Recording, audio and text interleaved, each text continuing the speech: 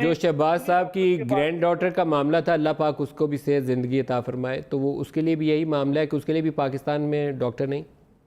پہلی بات تو یہ ہے کہ ان کے اپنے ترجمان نے ایک رپورٹ پیش کی تھی جس میں انہوں نے بتایا تھا کہ پنجاب کے ہاسپٹلز جو ہیں دنیا کے بہترین ہاسپٹلز میں سے ہیں اور الحمدللہ ہیں، اور میاں صاحب یہیں پر علاج بھی کروانا چاہتے ہیں، لیکن میڈیکل بورڈ نے کہا کہ چونکہ ان کی اوپن ہارٹ سرجری ہوئی تھی اور ان کی جو کنڈیشن ہے، ان کے وہی ڈاکٹرز اگر دیکھیں، یہ پاکستان کے ڈاکٹرز نے جو حکومت نہیں سر، یہ ایشو کنونسنگ نہیں ہے۔ میں نواز شریف صاحب کو جس طریقے سے سزا ہوئی تھی میں اس پہ بہت زیادہ خوش نہیں تھا، حالانکہ پاناما میں میرا دل تھا کہ ان کا بہت اچھے سے جے آئی ٹی نے تحقیق کی تھی، نیب نے ان کے کیس کا بیڑا غرق کیا تھا، سزا والا عمل جو تھا میرے لیے کنونسنگ نہیں ہے،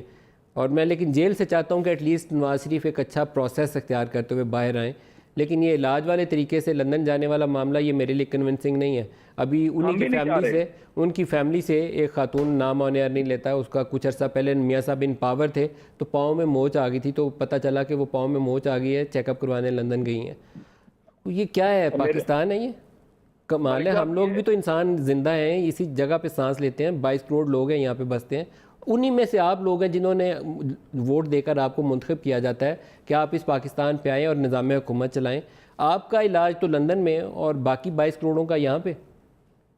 دیکھیں ملک صاحب، پھر وہی بات ہے، ہم لوگ نواز شریف صاحب بھی یہیں سے علاج کروا رہے ہیں، یہ بورڈ کی تھی، اور نواز شریف صاحب کو جن حالات میں بھیجا گیا تھا۔ دوسری میری یہ ہے کہ 165 دن آپ ایک وزیر اعظم کو، 3 دفعہ کے منتخب وزیر اعظم کو روز عدالت بلاتے ہیں، آپ ان یوزول سرکمسٹانسز کی بات کرتے ہیں، آپ روز اس کو کھڑا کرتے ہیں، تو اس کی اپیل بھی فوراً لگا دیں، اور اس کی اپیل فوراً لگا کے اس پہ جو بھی فیصلہ ہے وہ کر دیں۔ ہم یہ تو نہیں کہہ رہے، ہماری تو دونوں گراؤنڈز ہیں، ہم نے کہا کہ جب تک اپیل نہیں لگتی تب تک میڈیکل گراؤنڈز کو دیکھ لیں،